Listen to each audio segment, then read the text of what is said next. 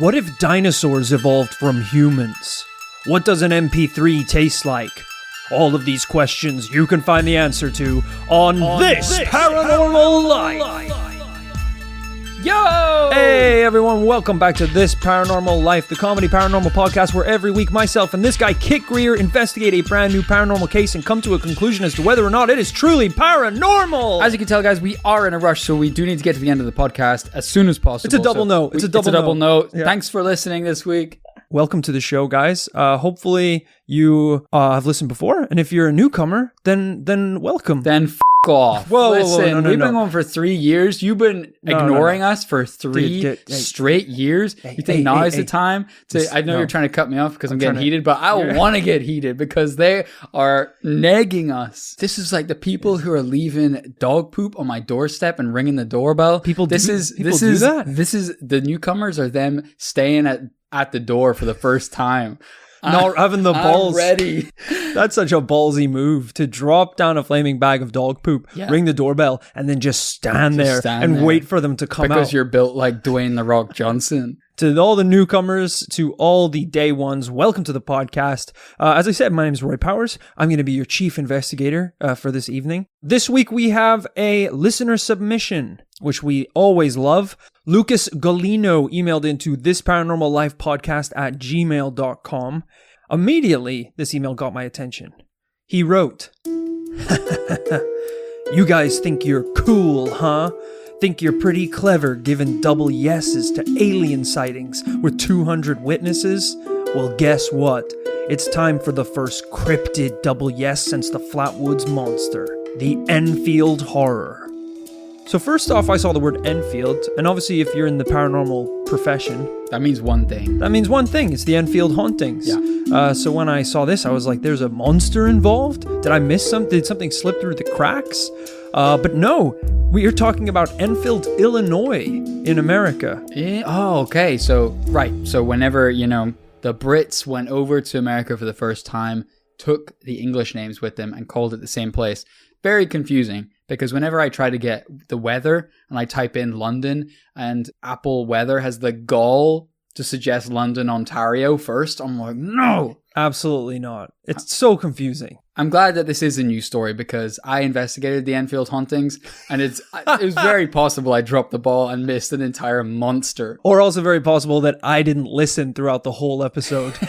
And I think that we're doing this for the first time. The Enfield Hauntings! No, we were going to Illinois, Enfield, 1973. It's a rainy night around 9:30. when Henry McDaniel and his wife were driving back home to their kids. As the car rolls into the driveway, they head up the path to the front door. Huh, that's strange. Every single light in the house is on. What are these kids up to? The pair unlock the front door and head inside. Kids, we're home! Their two kids, Lil and Henry, run downstairs, but something's wrong. They're both in tears, completely distraught. What the heck is the matter, kids? The children told him about something outside the front door that was trying to get in. What? They said they couldn't see anything, but they could hear a horrible scratching noise, like an animal was clawing at the door. Whoa. Mr. McDaniel laughed. You kids have too active an imagination with your Pokemon and your Beyblades. I think it's time for bed. Didn't you say it was 1973? Oh, shit, yeah. There's some... yeah. What was the Pokemon Pogs? of the 19s? Yeah. I don't know. With your hula hoops and your... whatever the... that thing is where you hit a hoop with a stick. I have no idea. I think you've gone too far back in time, though.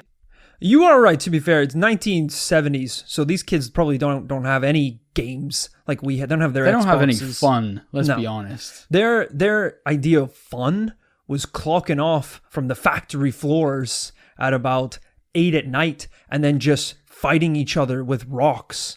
Those are children's games. Yeah, I think they ate the weakest as well. Of course, to become stronger. Mr. McDaniel opened the front door, showed the kids there was nothing there, and they calmed down. So Mrs. McDaniel walked the kids upstairs while her husband got settled. But while he was taking his coat off, he heard a noise at the front door. a horrible scraping sound, like something was trying to get inside. He slowly walked over to the front door and cracked it open to peek outside. It was dark, but in the moonlight, he could see something truly horrible. A demonic creature hunched over, clawing at the door. It was a dark grayish-colored beast with 3 legs and 2 pink eyes the size of flashlights. 2 pink eyes? And what'd you say, 3 legs? 3 legs, motherfucker! Not even an even amount. That's demonic. That's an impractical amount of legs. There's no way you can't move faster. It's only going to be a hindrance. At no point in the evolution of humans did we even veer towards a 3rd leg. No. How is that going to help you? Give me I don't know, a 3rd eye. Give me a 2nd.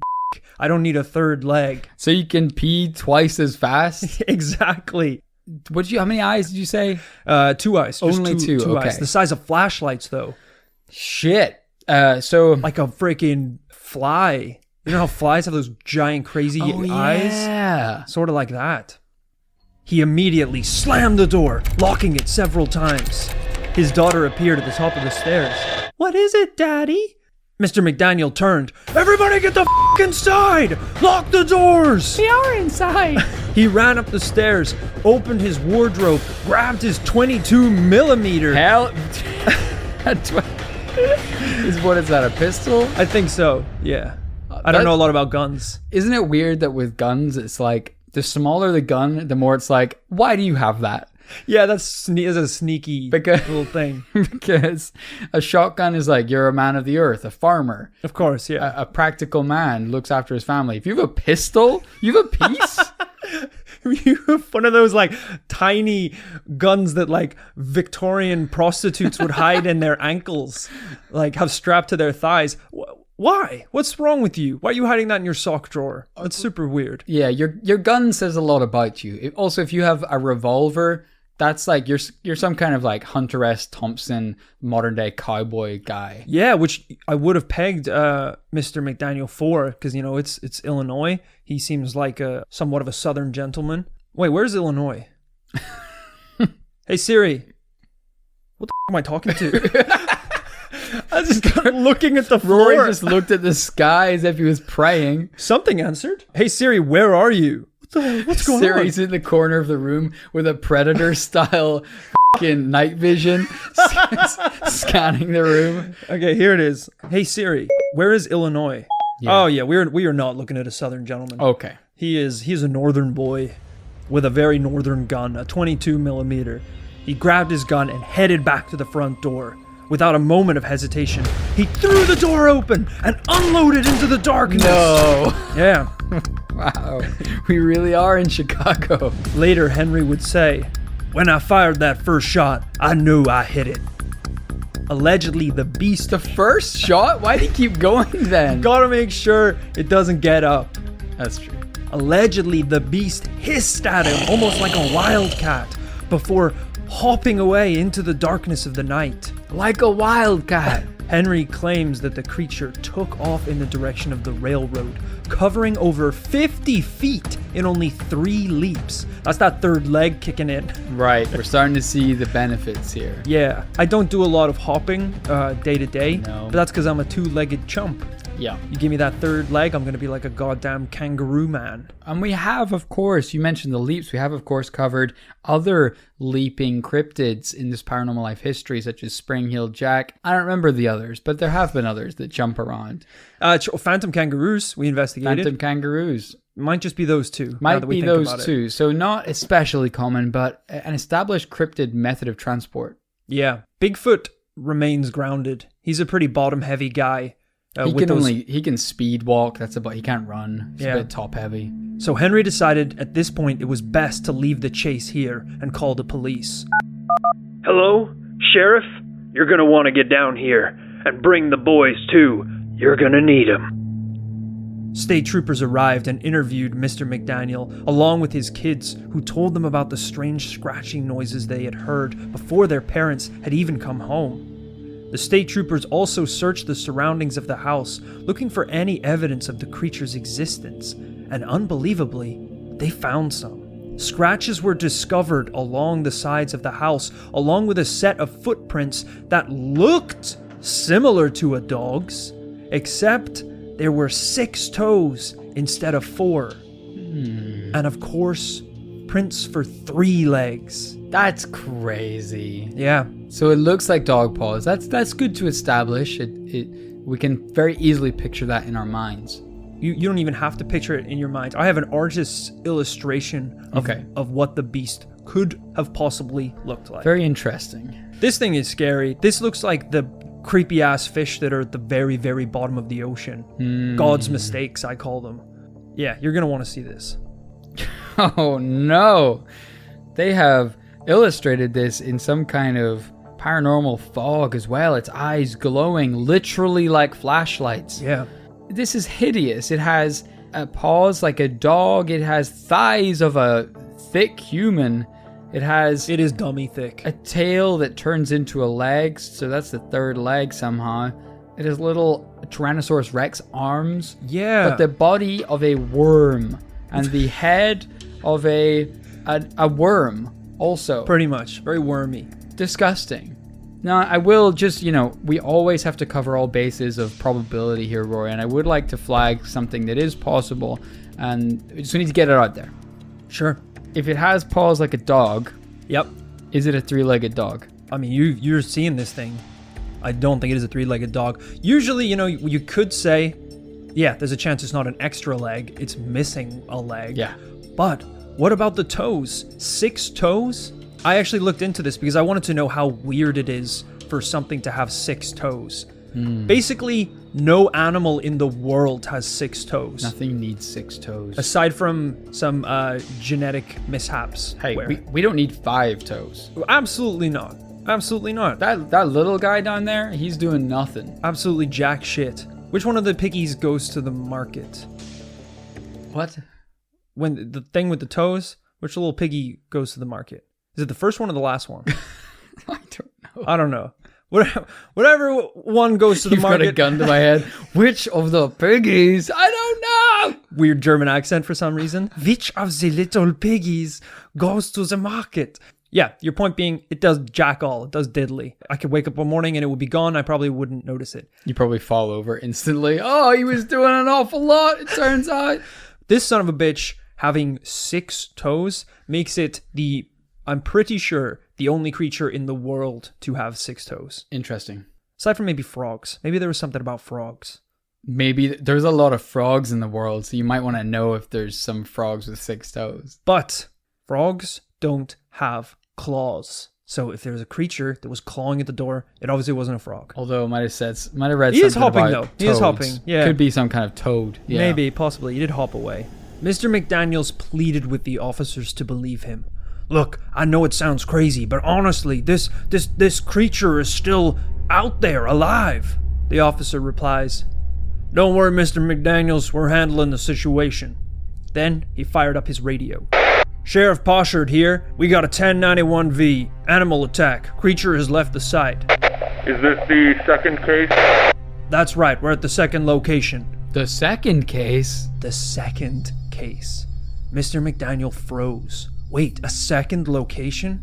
It turns out, just 30 minutes earlier, their 10-year-old neighbor, Greg Garrett, was out playing in the backyard of his rural home when a gray, twisted beast jumped out from the darkness to attack him. Greg said the creature stomped on his foot with its claws and shredded one of his shoes. What? This thing got very up close. Yeah. Oh my god. According to Greg, the creature was 5 feet tall, 3 legs, huge red eyes. Oh, that was the end. Huge red eyes. That's enough. That's fine. So what are you thinking, Kit? This is what you love to see in a cryptid case, is 2 encounters in one night from different perspectives. Cross-corroborated evidence. Because now we have not only Mr. McDaniels, but his whole family, the kids and the neighbors. It's so true. I mean, this is the crucial thing, that they all reported the same thing. It would be a little difficult if one person said it was, say, a dog or indeed a frog. But if one of the other witnesses said it was a grey demon beast of the night, But actually, both of these witnesses got up close and personal. One even got attacked themselves. One even shot a 22 millimeter into it. Yeah. This thing's having a wild night. Yeah. Shredding boys' clothes, getting shot at, running around the railroads, hopping a bunch. That's on this Paranormal Life, that's what we call Friday. But for most people, that's a crazy night. That's a crazy night. Yeah, very interesting. Also nice to have an encounter right beside the place of the first encounter. Just so we know there is a definite link between these two cases. Yeah. Interesting that the police have a code for this. They do classify it as an animal attack. That's probably a good call. Yes. Yeah. Yeah. Fun fact, actually, that is the right code. I did look this up. I believe a 1091V is either like an animal attack or vicious animal, or maybe like animal bite, something like that. You did serve a lot of time in the Illinois Police Department, so you should know what it is. I'll be honest with you. Sometimes I just made up my own numbers just for fun. What? How could that possibly pay off? Whenever the support officers turn up, it was they think it's an armed robbery. It was kind of like a roulette thing. You would just like say, "Oh, I got a 21X," and I'm going on lunch. And I'm going on lunch. You guys deal with it. They're like 21X. Next thing you know, you're watching the news. They've launched the president to Mars. They're like, whoa, you're eating your sandwich, watching this unfold from a Subway sandwich TV screen. What could a 21X possibly be? That means the president needs to be evacuated from the planet. By himself, by the way. He didn't even have any crew on board. They just lost him in space. 21X sounds like the code you would need to summon the Galactic 12. Like if you call it in, we got a 21X. And then it's like, there's like a special phone, you have to turn two keys at the same time, maybe like a book on a shelf that opens up a secret passageway to access. And behind it all, tin cans on a string, straight to the Galactic 12 base, which is next door. It's a treehouse. Yeah, it is. Absolutely. They hang out. The police had arrived at both of these scenes too late. The creature in both cases had escaped, but it wouldn't be the last of the Enfield monster. Flash forward to just over a week later. It's 3 a.m. and Henry McDaniel and his family are sleeping soundly when the neighbor's dogs begin to bark. Damn it. Stupid dogs, he said as he threw on a robe and headed outside to see what the commotion was. Out by the neighbor's house, he could see their dogs barking at something emerging from the darkness. It was a 5-foot-tall, little three-legged freak. Son, grab the 22 mil. The creature hopped around for a bit, back and forward, before taking off in the direction of the train tracks. And that was all Henry McDaniels needed. From that point onward, he was convinced that this creature was real and went about telling everyone in town about the Enfield monster. Wow. He told the stories to locals, newspapers, and even went on live TV.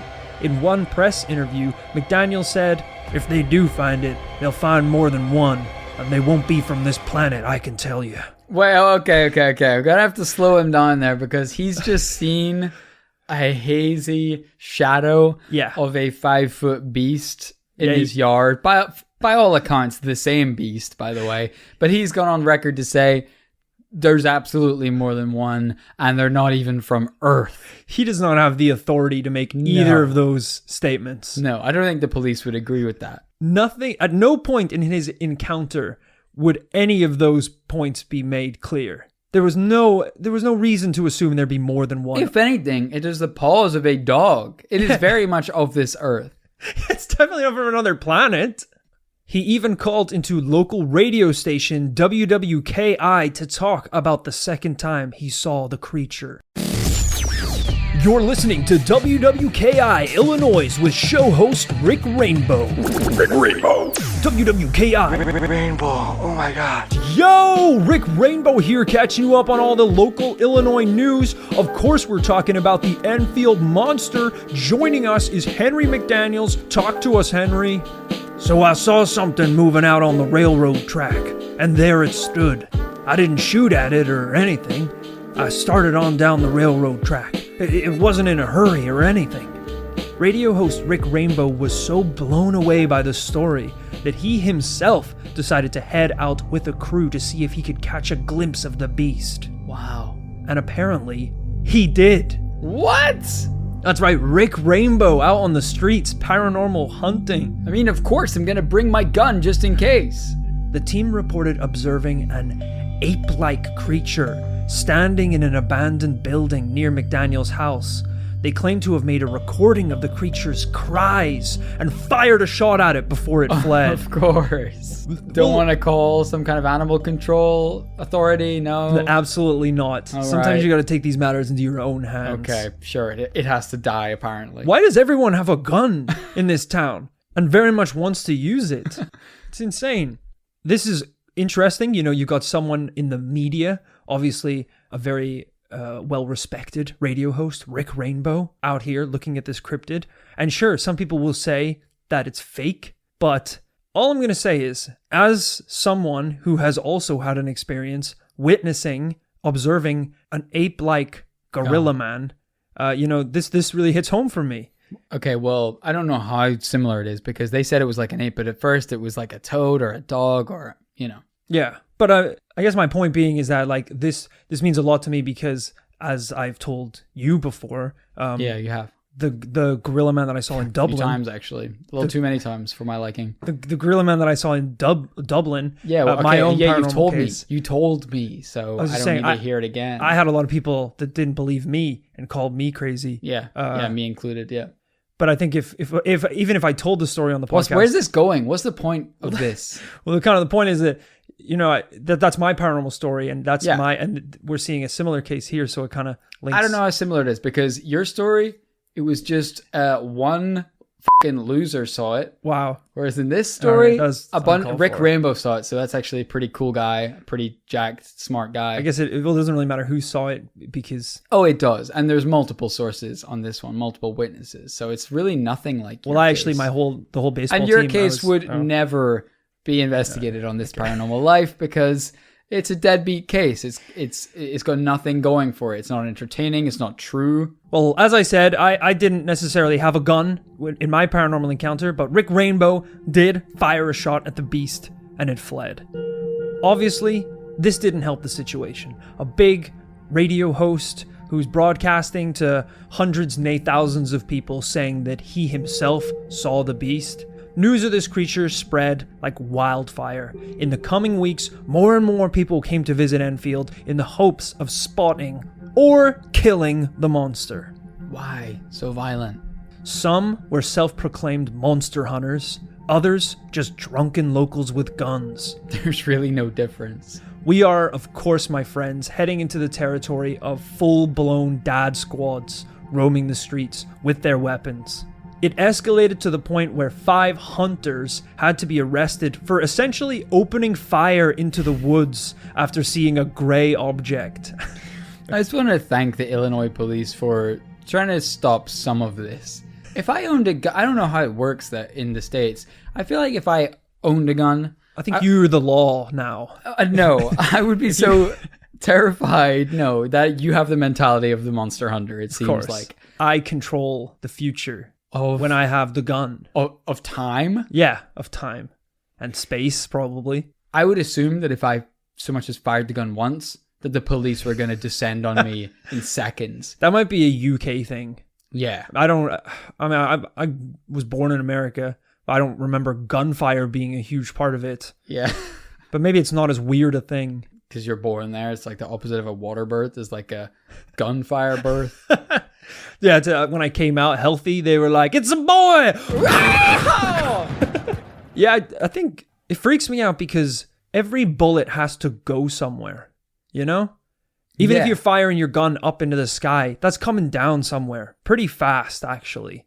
So having the audacity to think it is fine to open fire into the woods because you saw a gray object. You're in the woods. Yeah. If you're wondering what could possibly be in the woods, you're in the woods.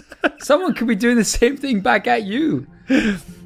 This non-stop stream of gun-toting maniacs eventually prompted local sheriff Roy Poshard Jr. to pay a little visit to Henry McDaniel and tell him, "Look, you need to keep your mouth shut about this monster, or I will be forced to incarcerate you. Whoa. This, of course, had no effect whatsoever. World-renowned cryptozoologist Lauren Coleman even visited the town and listened to the recording Rick Rainbow had made. She would later tell the press, I traveled to Enfield. I don't know if she's British. I traveled to Enfield, interviewed the witnesses, looked at the side of the house the Enfield monster had damaged, heard some strange screeching, banshee-like sounds, and walked away bewildered. So I don't think she got a lot from visiting the town. Okay. I mean, anyone would have been bewildered. I don't know where the cryptozoologist expert side of things comes into it there, but... Yeah, I do really like the idea of her getting on the plane, going to Enfield, listening to the recordings, looking at all the scratches, and then she's sitting on the plane back home being like, what the was that? I have no clue what's going on. It's like a fever dream.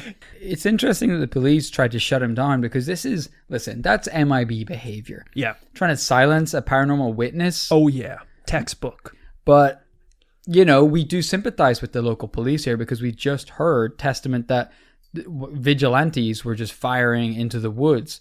And you can't have that. Listen, it ain't safe. It's true. So, you know, it's kind of interesting. This is there's a cover up, but maybe for the safety and well-being of the local people. Yeah, if I was Mr. McDaniels and the police chief comes to me and tells me to stop spreading the truth, to stop warning people, I'd be like this. I'd be like, hey, Mr. Police Officer, it's kind of weird. When you just knocked on my door there, it sounded a bit like scratches, my friend.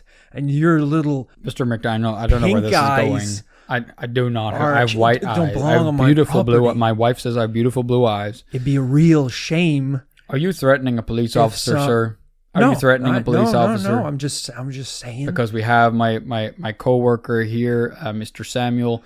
Oh, he's a witness. Hello. Yes, he's a police chief here locally, and he's a witness to what is going on. And this looks a lot like you're trying to. No.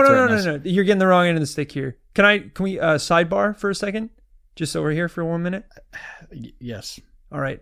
I'm going to fucking kill you, dude. Okay. Mr. Samuels can hear that. Oh. I can hear the whole thing. In fact, we are recording. We record every interview here in Illinois as standard practice. So, wow. All right. You know, just listen, Mr. McDaniel, if I can call you that, because it's your name. Yeah. And you're the authority here. We're on your side. We just want there to be peace here in town, and we're not trying to shut you down. Listen, I believe in the monster. Great. If I could just get a verbal agreement out of you that you will stop firing into the woods. I promise you, sir, that I will not fire my gun any more times into the woods. Quick sidebar, though, just over here. Yes. I f***ing lied, asshole. Okay, we're taking you downtown. Oh, God. I'm leaning into the police officer's recording mic. And make sure you get this, you f***ing demon assholes.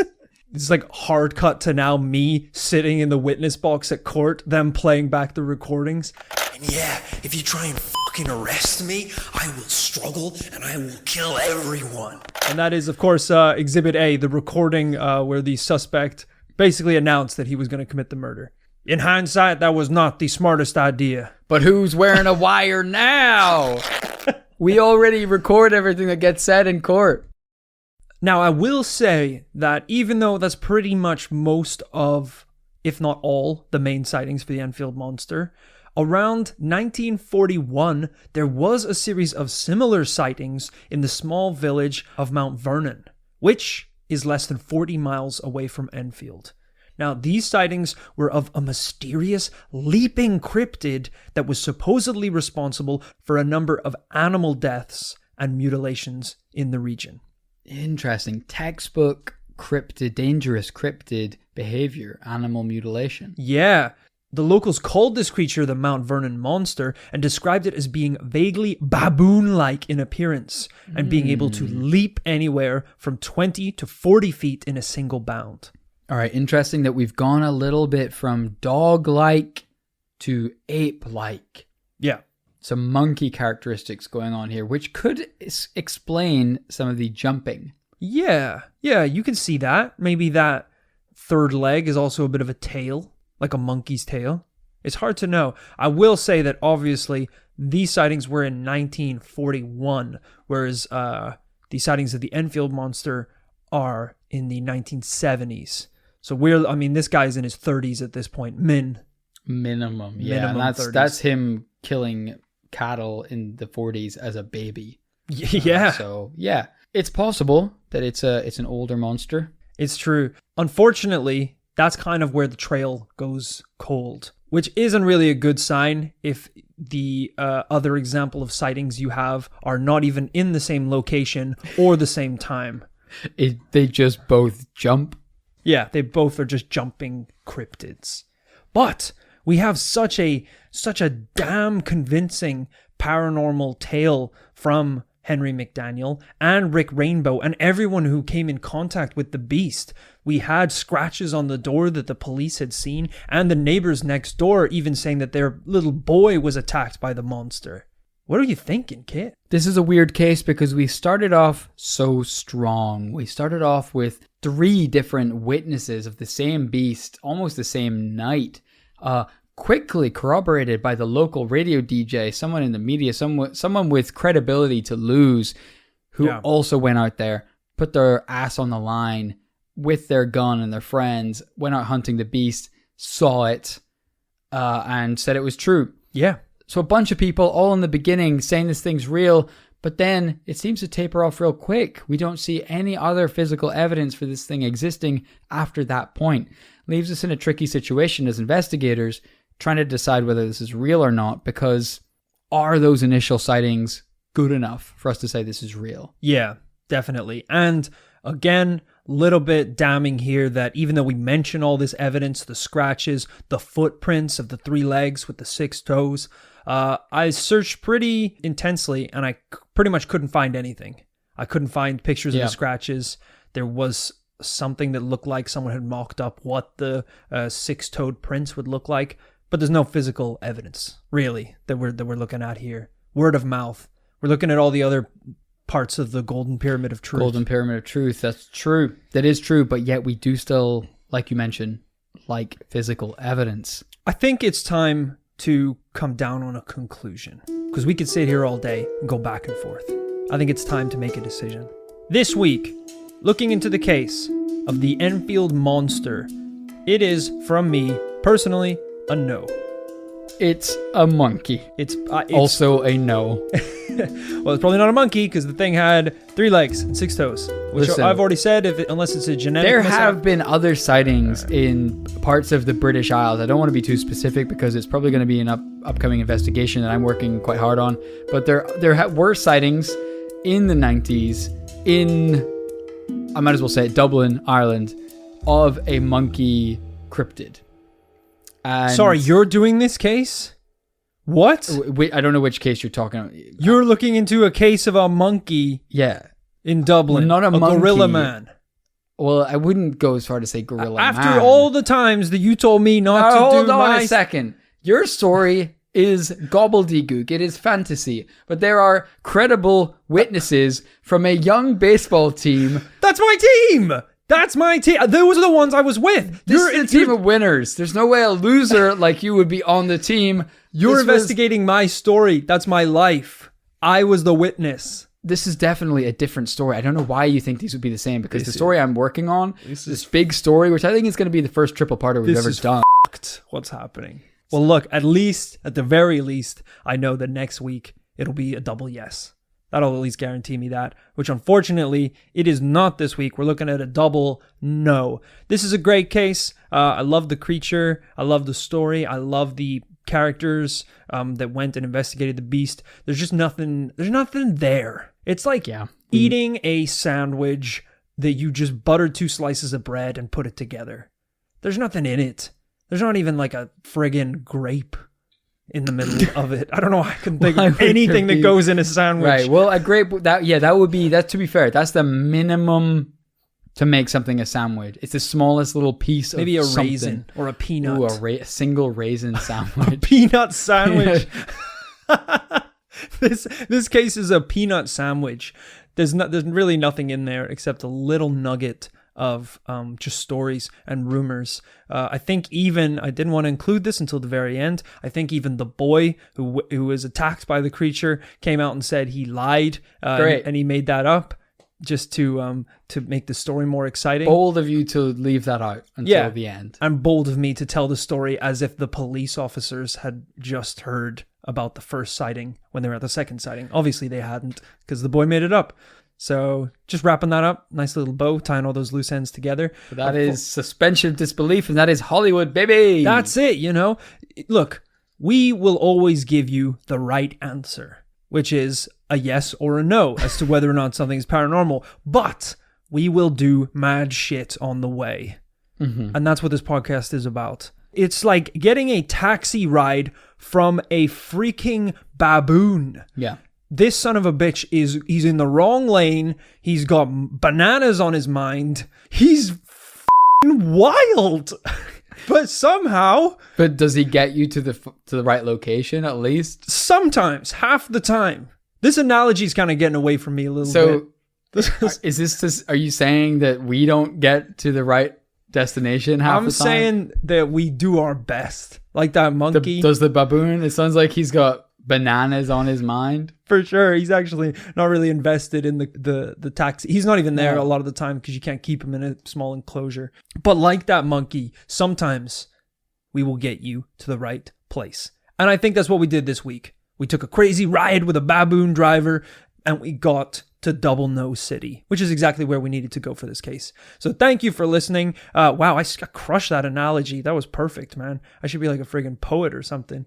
Thank you for listening to this week's episode of the podcast. I hope you enjoyed it. Obviously, we'll be back next week with another story. But before we go, we want to tell you about a little thing called patreon.com. That's right, my friends, because like the monkey, we've got bananas on our mind, but the bananas are money. It was so perfect. It's the first not a time very. I told I'll this. say it's not elegant. It's not an elegant analogy. We could probably just tell them straight up what Patreon is. We don't even need an analogy. Well, would say let's not ditch it just yet because I feel like I might be able to rein it back. The same one. All right. The same one. All yeah. right, go for it. So like the bananas are money, and we need to make the show. The show costs money and time. So don't say it costs bananas because it costs not bananas, true. And I guess time is. That's fine. What's time to a monkey? It's time.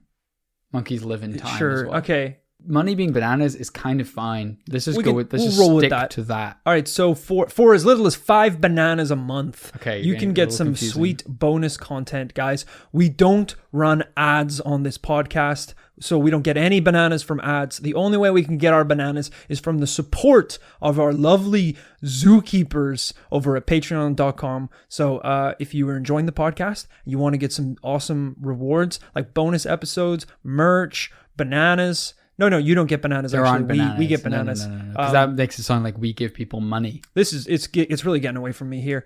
Just head on over to patreon.com and check it out. You're going to love it. It's great. And obviously, at the end of our podcast, what we like to do is give a special shout out to some of the people that support us on Patreon. Special thank you to Francisco the Roofer Batista. Francisco, the man with the roofing plan. Nice. This guy could do any type of roof you want. Pointy roof, flat roof. That's pretty much the Sistine Chapel. Whoa! What? You can't do that with you because that was Michelangelo. That was one of a kind. Of course, Francisco couldn't do anything like that. But pretty good roof guy. Francisco, I insist do my roof. I insist you do my roof. Thank you also to Robert Heaney. Robert Heaney, the big bad meanie. This guy is a jerk to everyone. Even like kids, mall Santas, the sweetest, kindest people on the earth. Mall Santas they should get Nobel Peace Prizes. They absolutely should. And he's horrible to them. He sits on their lap and he's like, here's what I want for Christmas. I want you to shut the f fuck up. Oh my God. And it's like, what are you doing, man? He's taking time out of his day. Don't be such a meanie. Thank you to Andy Birch. Andy Birch likes to perch on on branches, like a little bird. Like a little gargoyle, more like. Oh God, yeah. People find it weird, but some people find it charming. You know, it's almost like a yoga pose. It's not charming. It's a little weird. Because he doesn't have to screw up his face like a gargoyle, but he does it. Yeah, you're really doubling down on the gargoyle part of it, which, you know, hey, you do you, man. Thank you to Sarah the Barbarian. Sarah the Barbarian. Really more of as a name. She kind of calls herself that to scare people off. Freak 'em out. She's actually a sweetie. Yeah, she is. She's very chill. Doesn't have a violent bone in her body. But you tell people you're a barbarian, they don't with you. They don't mess with you. That's smart. I've been telling people I'm a Teletubby, and they pretty much want to throw down immediately. So I need to learn from her. Thank you to Michelle Martin. Come on down to Michelle Shells. That's right, the beach shack that's got it all. All types of shells. Okay, not so everything. Very limited stock as well on the shells. What? Yeah. All right. Well, can I just? She's massively. That's inland. good because I'm not. Okay, I'm not picky though. So could I just get any shell of any kind? We have driftwood, sea glass. What? You don't know if you? We're out of shells. There's no more shells left. Shells, out of shells. Michelle does sell shells, but they're sold out. Thank you to Daniel Morrison. Daniel isn't really into Yu-Gi-Oh. That's more his son. What? Daniel more his son. Oh, more his son. Oh, that's pretty good. Yeah, not really into Yu-Gi-Oh, but he does have all 5 cards of Exodia. So he's massively into No, Yu-Gi-Oh. he first booster pack. The first got pack. the 5 parts of Exodia. Oh my God. That's insane. He is a god for that, yes. Thank you to Stephanie Viewegg. Stephanie, we're new to the luxury egg market, but we would love to view egg. We would love to view egg. If you have any egg available, we would like to view egg. We all know that the paranormal commune is low on eggs, so if we could schedule an appointment ASAP, that would be great. Just skip egg. We need to view eggs. Yeah. Plural. Thank you also to Lewis Clark. Lewis Clark loves the dark. He spent so much time in the dark, he's developed bat eyes. Wait, bats are blind. He's developed bat ears sonar.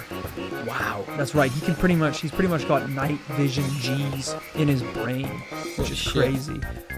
He's not using that for anything valuable, really. He just plays like beer pong in the dark, reads in the dark.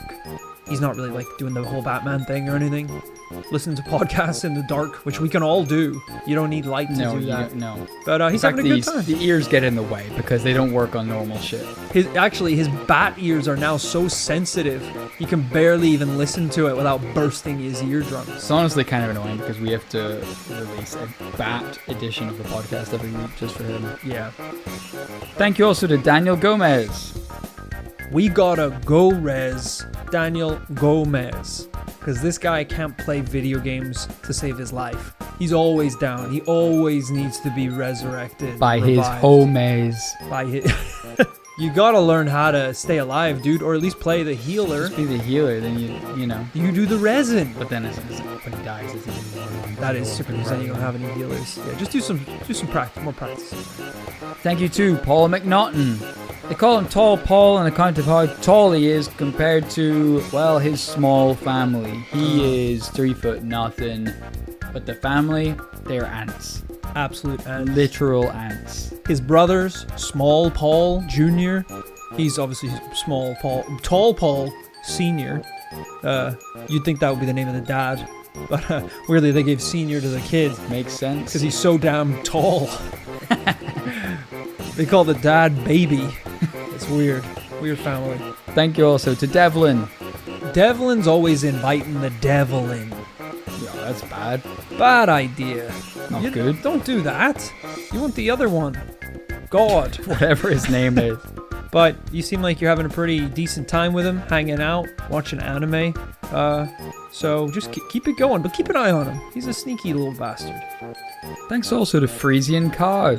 I don't know if we've ever had a cow in this Paranormal Life Secret Society or Commune. That is utterly ridiculous. Hey!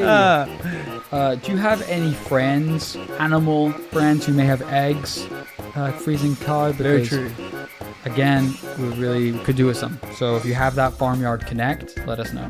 He's like, well, I have like 20 gallons of milk. I don't give a Get fuck about that shit out of my sight. Don't care. We need eggs. I don't want your milk. I want cheese and butter.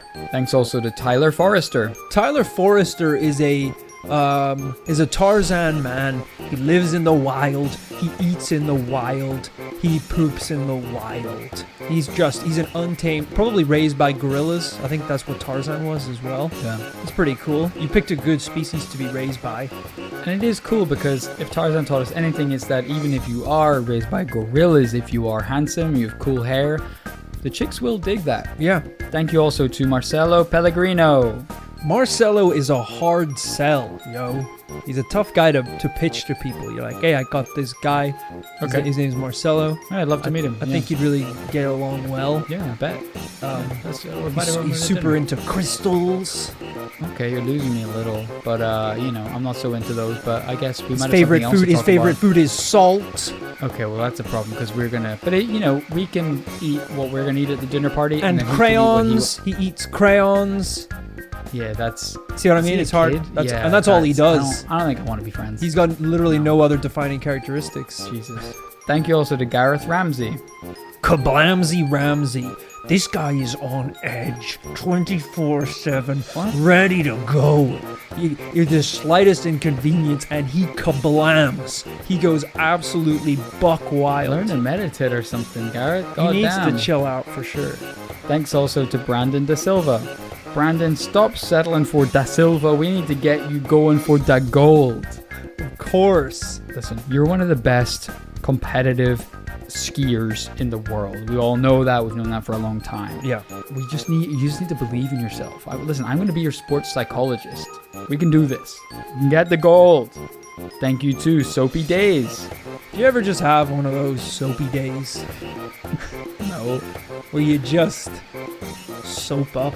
The is that? I don't know. You know, you just like, instead of like going to work or like playing video games, like watching TV, you just soap up.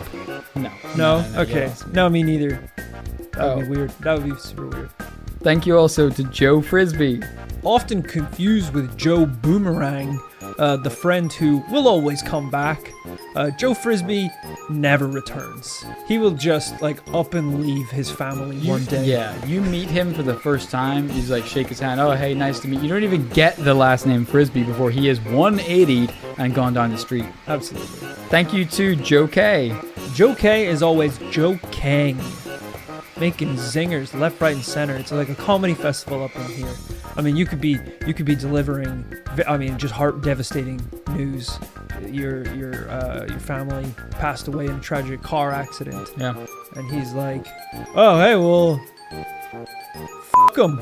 I could. And they're not always good zingers. They're not always good zingers. Sometimes it's just a comical statement. Obviously, he usually comes up with something a little more clever than that. Because he's a jokester. He's Joe Kang. Thank you, lastly but not leastly, to Connor Clappison. Connor loves to clap his son. Just for everything he does. His son has a bowl of cereal. You eat that cereal, champ. You earned it. You know, his son got detention at school. Good job, boy. It's a little... you can see how this is confusing. Yeah, it's not good. His son gets arrested for drink driving, possibly killing the family that we just talked about earlier. Clap it out. Oh, well, don't clap for that. For God's sake, he's in the dock. This child is very confused. He doesn't know what's good and what's bad anymore. But luckily, we do. And what's good is this paranormal life, which couldn't exist with all of the lovely support from the people that we have mentioned. I hope you enjoyed this week's episode. And as always, we will be back next week with a brand new paranormal tale.